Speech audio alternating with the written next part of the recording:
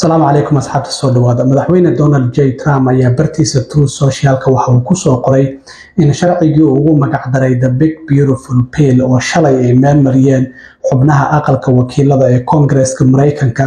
in maanta 4 galabnimo oo Jimcaha uu ku saxiixi doono aqalka cad madaxweynaha markiisii hore waxa uu doonayay maalinta xurriyadda ee 4 July saxiixa sharcigan in uu ku beego sidaas darteed waxa uu ka warsugayay in Congress-ka labada aqal ay waqtigaasi ku ansixin karaan laakiin sidii uu rabay ay wax u dhaceen sanadku waa kuwii talaadadii meel mariyay aqalka wakiiladuna ilaa iyo habeen hore markii ay ka doodayeen waa kuwii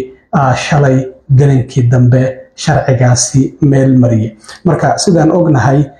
madaxweynaha bartiisa Truth Social-ka waxyaabaha uu ku soo qoray waxa kamid ah uu mahad celiyay xubnaha Republican-ka ee ku jira aqalka wakiilada maadaama ay sharcigan meel mariyeen waxa uu yiri xisbigeenu waa uu midaysan yahay si aan weligeed horey loo arkin waxaan doonaynaa inaan dabaaldegno 4 galabnimo aqalka cad isagoo xubnahana ku casuumay labada aqalba inay ka soo qayb galaan dhamaantood waa casuumantiina yiri dabaaldega maalinta xurriyadda ka soo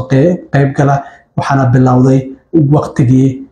casriga ahaa ee Mareykanka isagoo sidoo kalena sheegay in Mareykanku uu noqon doono mid taajir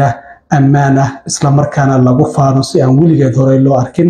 afayeenka aqalka wakiilada Mike Johnson ayuu u mahad celiyay oo ku dadaalay sidii sharcigan aqalka wakiiladu ay u meel marin lahaayeen sidoo kalena gudoomiyaha aqlabiyadda aqalka sanadka John Thune ayuu dhanka kalena u mahad celiyay dhammaan xubnaha Republican-ka ee ku jira Congress-ka labada aqal waxa uu yiri waxaad nagu caawiseen ballanqaadkeena inaan ka soo baxno iyo waliba ka badan anagoo wada jira waxaan sameyn karnaa ayuu yiri waxyaabo fara badan oo aan horay loo qiyaasin wax ka yar sanad haddii aan sii shaqeyno waan guuleysanaynaa congratulations America ayuuna sidoo kalena ku soo gabagabay madaxweynaha sidoo kale laba qoraal oo kala duwan ayuu si kala gooni ah oo bartiisa Truth Social ugu soo qoray ayuu ugu mahad celiyay gudoomiyaha aqlabiyadda aqalka sanadka John Thune iyo waliba afayeenka aqalka wakiilada Mike Johnson oo waliba aad u amaanay afayeenka aqalka wakiilada uu yiri waa kii abad ugu wanaagsanaa ee afayeen aqalka wakiilada noqdo Trump oo sidoo kale shalay galinkii dambe soo bax dabaaldega ku qabtay gobolka Iowa ayaa waxa uu sheegay ilaa iyo bisha July 4 sanadka 2026 laga gaaro inuu wadi doono dabaaldega 250 guurada ka soo wareegatay xornimadii wadanka Mareykanka waxana uu sheegay inuu aad ugu faraxsan yahay in sharcigiisu uu meel maray saxiixa sharcigan maanta 4 galabnimo ka dhici doona aqalka cad sidoo kale waxa ka qayb gali doona diyaaradihii B2 oo goobihii nuclear-ka ee Iran duqeeyay oo aqalka cad dul mari doona waxa Trump sidoo kale uu soo jeediyay tartanka la yiraahdo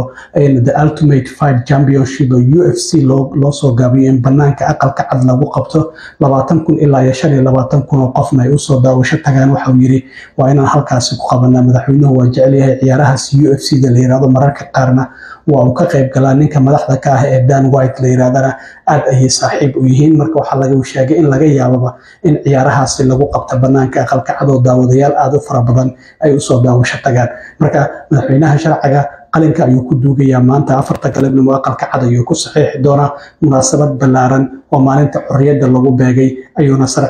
sharcigaasi ku saxiixi doonaa waxyaabaha kale ee soo kordhay idil soo socodsiin doona aad iyo aad u mahadsantiin asxaabta